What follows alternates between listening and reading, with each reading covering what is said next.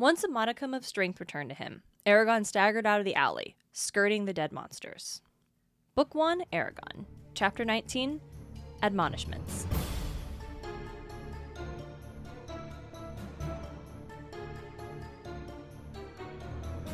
Welcome to Eragon and Back Again, a podcast where we explore Christopher Paolini's inheritance cycle, one chapter at a time. I'm Darien Smartt. And I'm Lucy Hart. And you know what? What? I'm glad we're not in the previous chapter anymore. Yes, me too. It was a very well-written, valuable chapter, and just so trauma. Yeah, lots of bad stuff happening, absolutely. Mm-hmm. But before we get into all of that, Lucy, what is your spark of inspiration? Well, I wrote them down. Hold on. Good job. Okay, yeah. So I actually have a spark of inspiration from a friend of both of ours, Dalton. And he is the dungeon master, game master, however, DM, GM, keeper, etc. I don't think he's done Monster of the Week, but regardless, he inspires me to world build because he is so good at it. Like, he can, like, just, like, I don't, like, whenever, like, if we're playing game, if we're in the middle of a Dungeons & Dragons 5th edition game, and one of us asks something, and he just spits it out. So good like, at that. he, like, we were talking about these crabs, and he starts, like, going intricate detail about these crabs and their claws, and, like, what they do with their claws. And I'm just, like, and I never asked, but I was like, I don't know if he literally just is making this up on the spot, or if this is part of his world-building brain that he can just, like, oh yeah, this, and just spit it. Like, it's no problem. And so it's, like, for me, it helps with my book, and being, like, I need to, like, how can I think about ways to make this so real? Like, even just the birds or the plant life or the sea creatures or the river creatures or whatever that can go into my world to make it more realistic. The cultures, the language, just like teeny things. Yeah. And so that's like Dalton, like constant. I don't know if he listens to our podcast, but constantly inspires me to improve on my world building. So that's so good. Yeah. I'm just going to steal that, and I'll do Dalton again for mine. Because while y'all are playing D&D, I have Dalton running a Girl by Moonlight campaign. Yeah.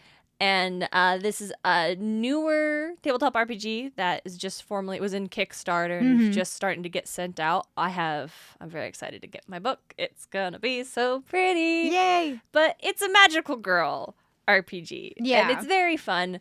But for me, I think, and especially because like the world building in that one's very much a collaborative team thing.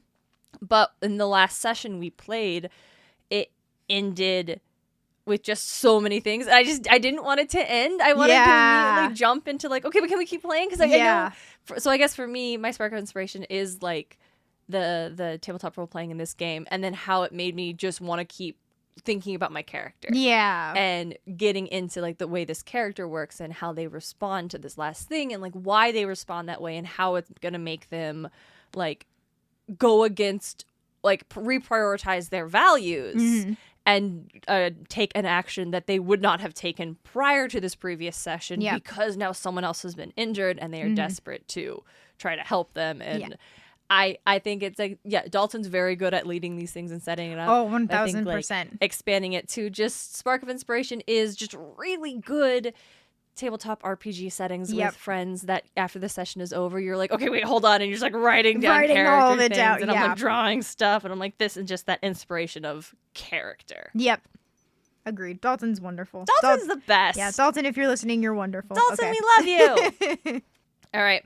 So I got a lovely bunch of coconuts. No. There they are, standing in the road. Bum, bum, bum. That's so funny. All right. I've got chapter summary. Yay. I was saying synopsis? Is that? I don't know. Anyway. You think a synopsis is a more detailed. Yeah. Like you would get deeper plot points. All right. Regaining his energy from slaying the Urgles, Eragon finds an unconscious Brom and quickly bandages his wounds. When Saphira arrives ready for a fight, Eragon places Brom on her saddle, and they quickly leave Yazwak behind. That evening around the campfire, Eragon interrogates Brom about his use of magic. Though initially angry and hesitant to give any information, Brom does explain some basic rules of magic. He warns Eragon against practicing the skill unsupervised, as magic takes his own energy, and using it recklessly could kill him. just love a good magic system. Love yeah, that's it. System. Just love a good magic system. Yeah, it is. Interesting. We get more Brom being difficult for no damn reason. We do. Brom is. I'm over it. Yeah, I had to highlight a couple of stuff in purple. It is. I like Eragon and Saphira in this chapter very much. I mean, I think Eragon's being a little bit of a dingus. Yeah. Especially when they're riding and Saphira has Brom with him and he's just like, his thoughts turned to how he killed the Urgles. An idea, a revelation, slowly warmed its way through his mind. He, Eragon, farm boy of Palancar Valley, had used magic. Magic! It was the only word for what had happened. It seemed impossible, but he could not deny it. Somehow, I'd become a sorcerer or a wizard. I love that. He's so excited. Eragon, you have a dragon. He's just like, yeah, dragons are cool, but magic. It is what we talked about last time. We're like, so far, all the cool things have been like, Saphira did a cool thing, or it just happened to be, and Eragon finally got to do a cool thing. Yep.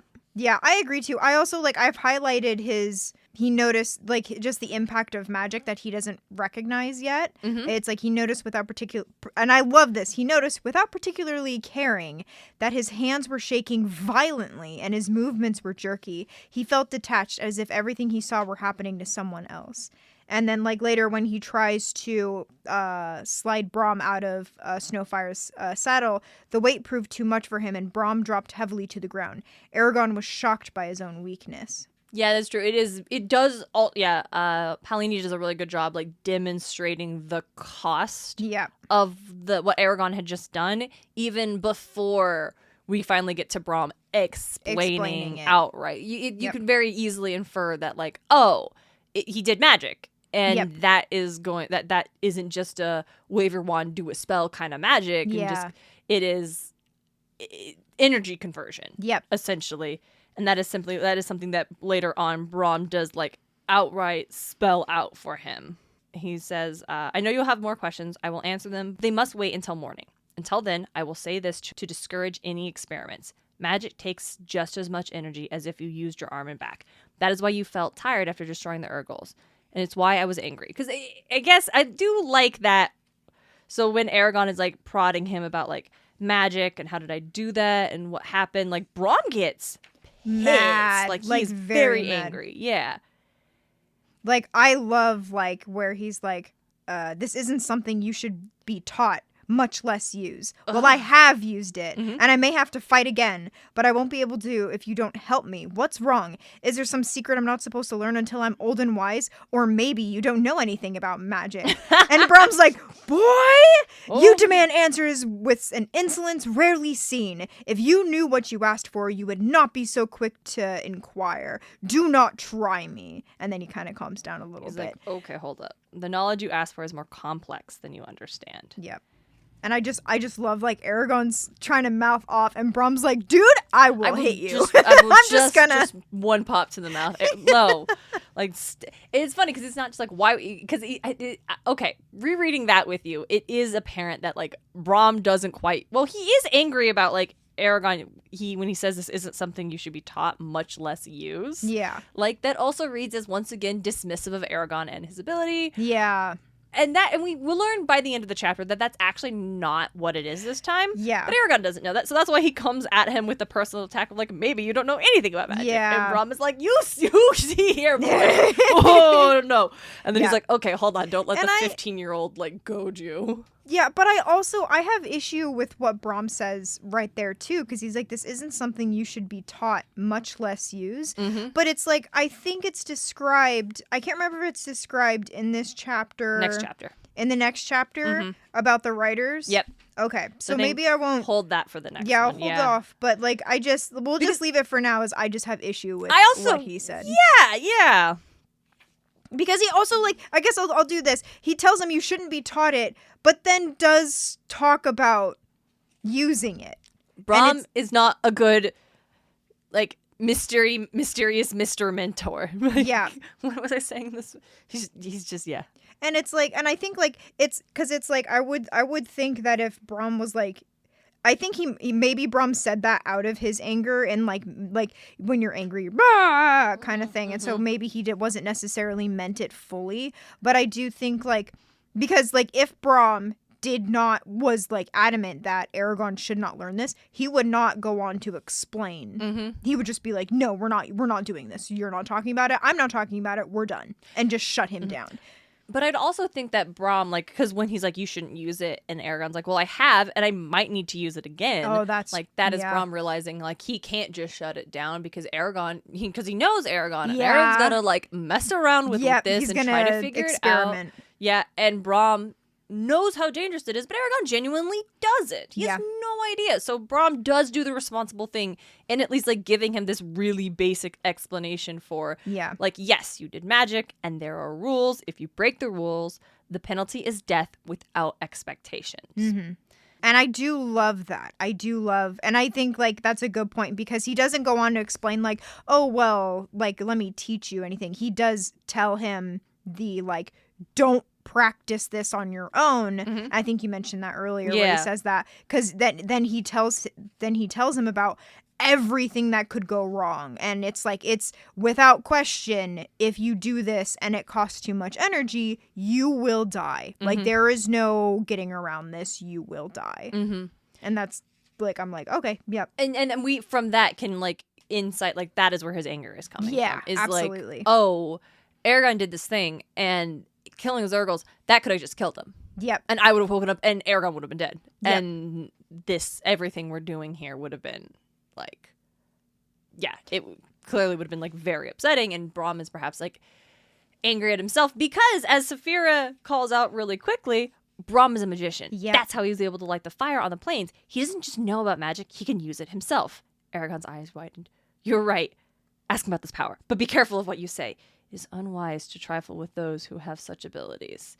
If he is a wizard or a sorcerer, who knows what his motives might have been for settling in Carvajal. Yep. And they're both just like looking at Brom with new eyes. With like, new eyes, because he went from just an old storyteller to someone who knows an exceedingly amount of dragons and dragon riders to being a magician. Yeah, or well, like a good fighter, and then being a magician. And now he uses magic. It's like, what? And I love what he's like. Aaron's like, how am I gonna ask this carefully? Saphira and I just realized something. You can use this magic, can't you? That's how you started the fire on our first day on the plains. And I just love that. Saphira and I just realized something. No, Saphira realized something. Yeah, he's like, we just thought of something. It's like, sure. But and Eragon does ask him like why he didn't use magic to fight Urgles. And Brom essentially is like, well, simple reasons. I'm not a writer, which means even at your weakest moment, you are stronger than I.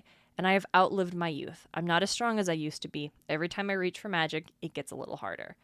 And Eragon feels like shame. He feels like guilty for like, oh, that sucks. Yeah. Like he's like, oh, I'm sorry that I think if it was just like, I'm not a writer, you have more magic than I do. Yeah. It would have been one thing. But the fact that he's also like, I'm older, I can't do that as easily anymore. That's where like that guilt of youth when you're like with an older person or with a grandparent watching them like struggle with something that you can do so easily now. Yeah. It's like a weird, uncomfortable feeling where you're like, And I do like Brom's reaction. I do like the narrator too reads it more upbeat where he's like, Eragon's like, I'm sorry. And Brom's like, don't be. It happens to everyone. And so and I think like that's also good. Like Brom doesn't like, that wasn't like a shutdown for Eragon. I do think Brom's like, no, I am understand. Like, I know like you are younger. Like, and I know like there is this like it's harder for me to do things, and there's nothing wrong with that. Like it happens to everybody. Yeah. So I do like Brom's reaction to that as well.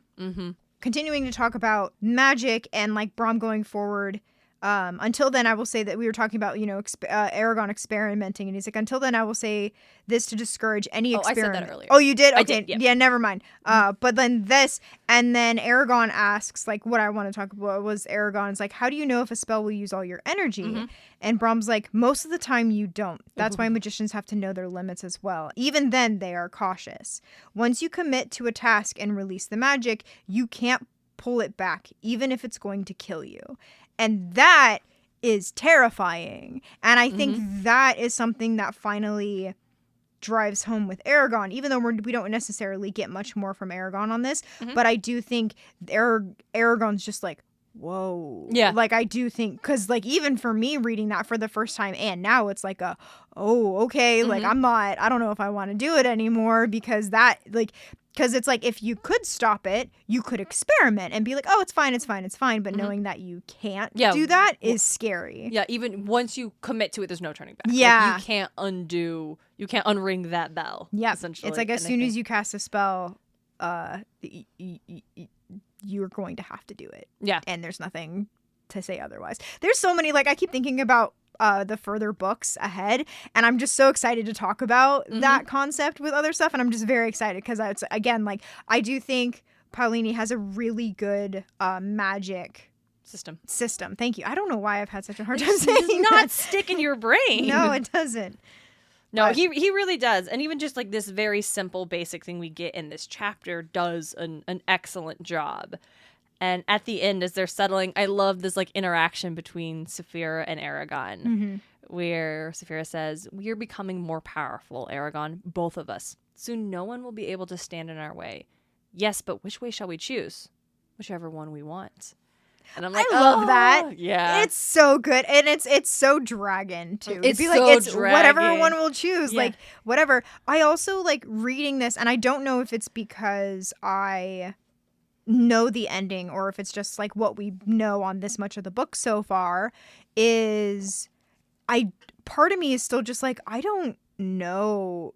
I feel like they're judging their abilities too strongly. Oh, they absolutely are. Yeah, No, they absolutely are. Like, they have no idea. They have no idea. They're both still children. Like, even if, like, Eragon is technically an adult, air quotes, and Saphira is, like, big and strong, they are still children compared to, like, what is happening around them. And I think Saphira specifically often overestimates her own abilities. With I think we saw that in the storm. Yeah. Where she gets tossed around, and that had the idea of feeling powerless had never happened to her before. Yeah. Yeah, and I think she is really excited that Eragon is going to be able to do this power and use magic like this. Yeah. And she is also like, I'm also getting stronger. Like, all the time she's been flying and she's growing and stuff. Like, the idea of there is an allure I think Saphira has for freedom. Yeah. And not freedom, because they do have freedom.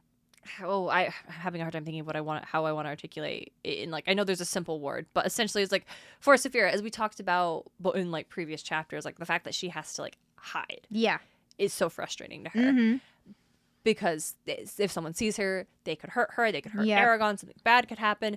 Maybe it's the idea of power and control over her own, like, what way, because Eragon, like, very human, like, upstanding, moral person is like, but what way will we choose? Like, that idea of having power, like, what will that do? And what does that mean? And it's kind of, there is a, power corrupts type deal I think Eragon is grappling with. Saphira doesn't have that because she's a dragon, and power just means freedom and independence and being she's like, it doesn't matter what way we choose, we will choose whatever way we wish to go. Yeah, absolutely. And that's, I think, what her allure is very much like. Overestimating the own ability, but also because for her, it means essentially, I was just like freedom on this one. The ability to choose what she wants to do and not have to follow the rules of this world that means she has to hide and be separated from Eragon.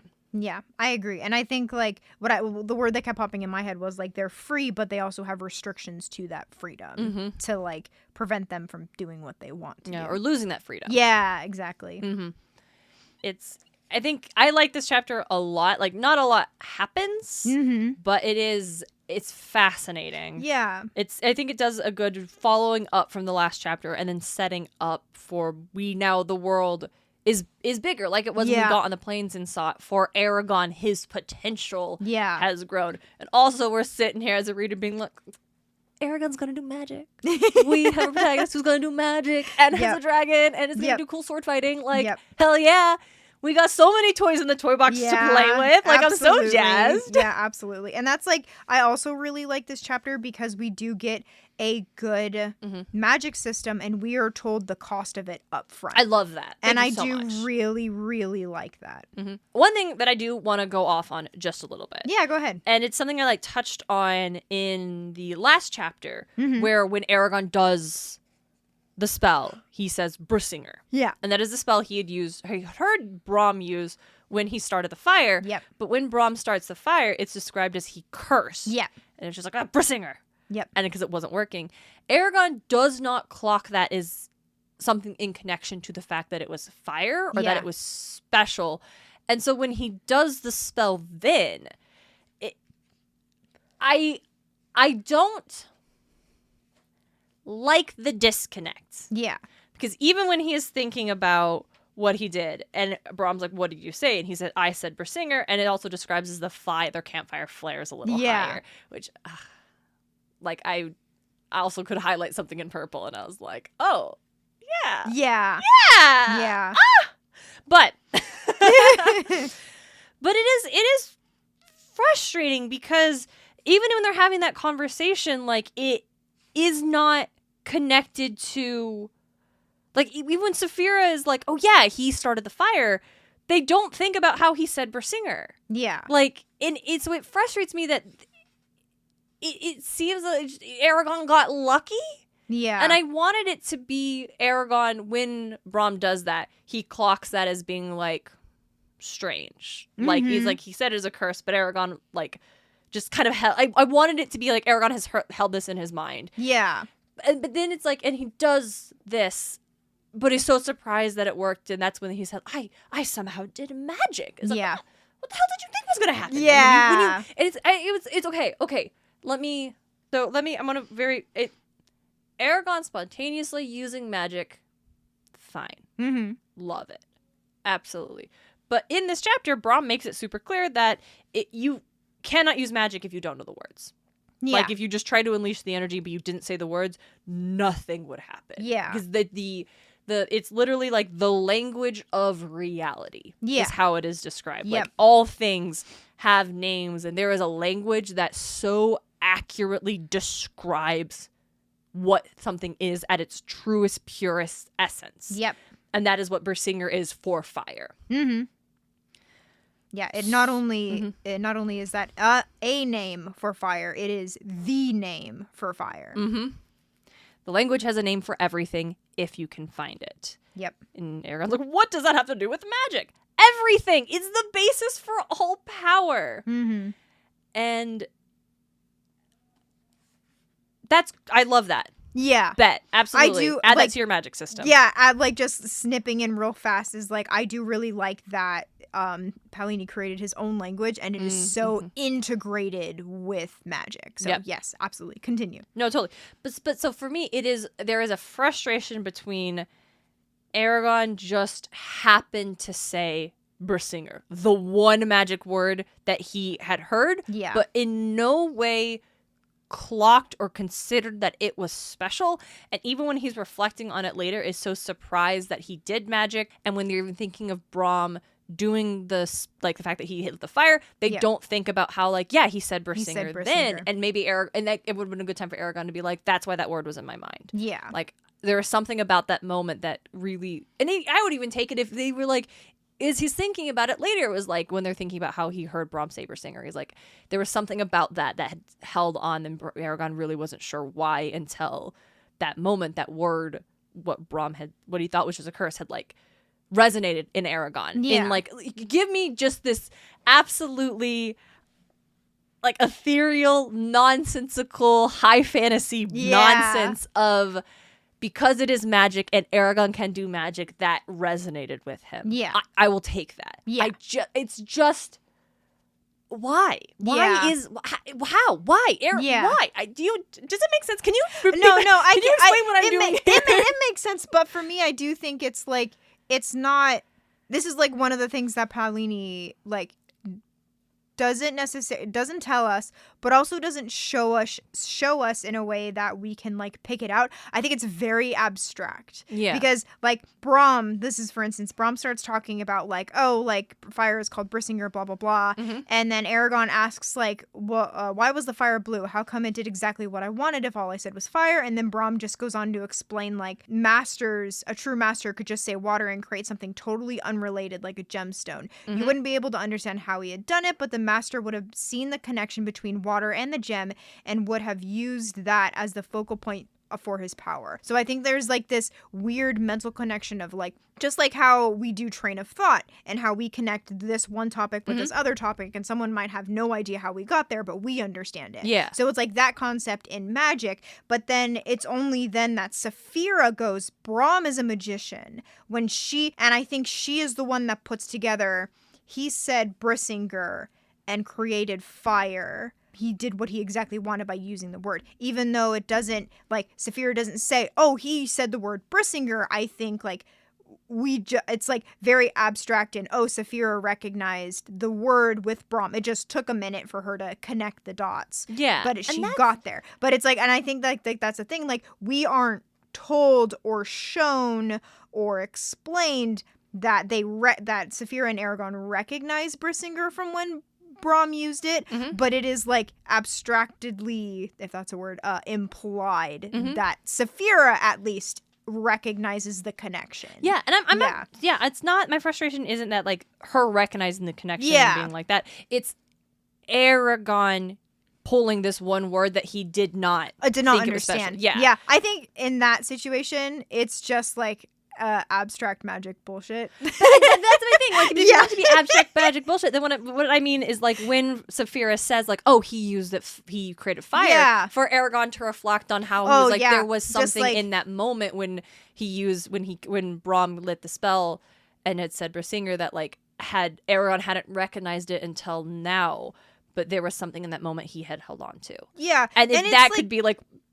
That's just my problem, is that there's no indication that Eragon held on to that word, and then it just feels glossed over, unfulfilled. Like unfulfilled, like almost too convenient. And it's not, again, him using magic to kill the Urgles in this time of stress. Chef's kiss. Yes, love it. Oh my god, love it. It is young Clark Kent being unable to get his kite out of a tree, but suddenly developing super speed in order to save a car that's about to crash. Yeah. Like, absolutely. I love it. Yeah. It's just, if you're going to cement it so hard into it needs to have the word, and Eragon had the word because he heard Brom use it, but did not clock that this word was remarkable, then why would Eragon have used it? Yeah. And so I just feel that it was an oversight. Yeah. That there isn't something that, even in like not even the moment, but giving us any indication that like why would Eragon have used that word specifically? Was he just shouting a curse? He just thought it meant like a curse word, or something. like is that it? Because if it is, I'll take that too. And then he just got lucky. Like that's fine with me. Yeah, but it doesn't seem to be the case. Yeah, no, I agree. Because it's like even in the moment, like when he's facing down these Urgles and like it talks about how his fear vanishes. He's just feeling this power grow and grow and grow. It's just talking about this power growing inside of him and growing to this unbearable level. Yeah. And he releases it with the word, but it doesn't like give us any inclination, like a tickle in the back of his head. Yes. Yeah, that exactly. Like just like one word, a tickle in the back of a head, and one word seemed to swim up from the depths of he doesn't know where, and then he said that. Yes. So yes. That is exactly what I mean. Yeah. Like yes. Thank you, Lucy. Yeah. That's exactly what I mean.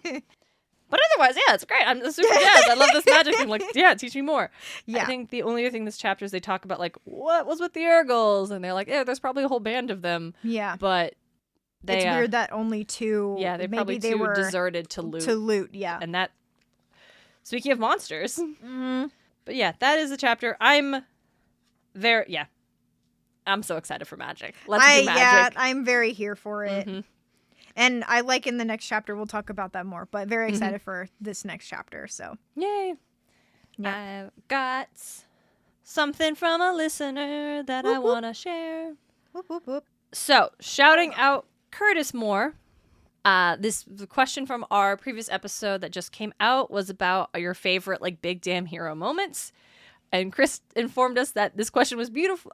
This question was brutal because all of my favorite hero moments are huge spoilers, and I don't want to spoil your eventual Cormac McCarthy podcast.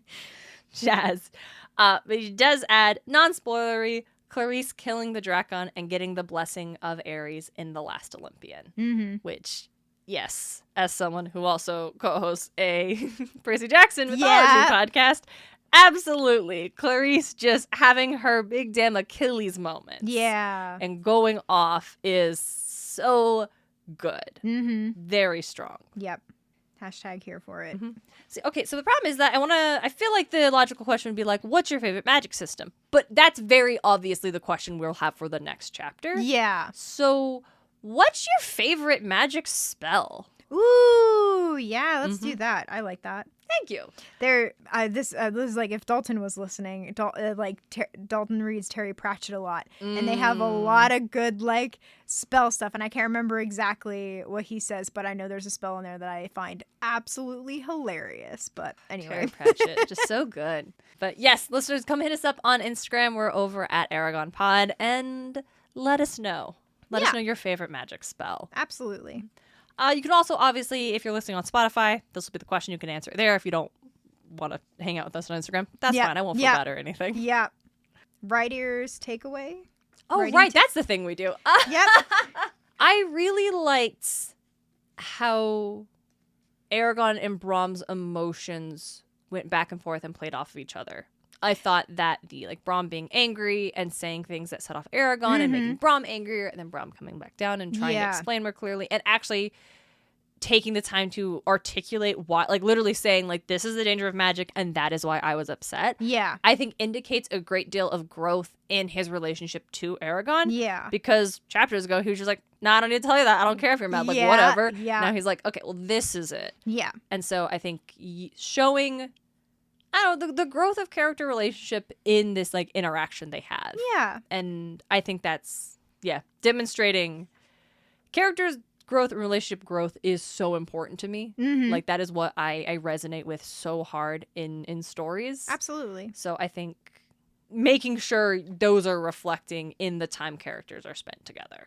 Yeah, and I agree. I like the it's also good conflict. It's realistic. Yeah. And that's what's really good. It doesn't make you feel uncomfortable. You're just oh yeah, these two people are having an argument, and then they're mature enough to get through it, kind of thing. So yeah, absolutely. I would say that my writing tip would be to come up with some good, if you have a magic system in your world, come up with a couple good flaws. Come up what is the cost of that magic? It doesn't necessarily have to be in this book. Maybe it's just you can go full Dungeons and Dragons and be it has to cost components, materials.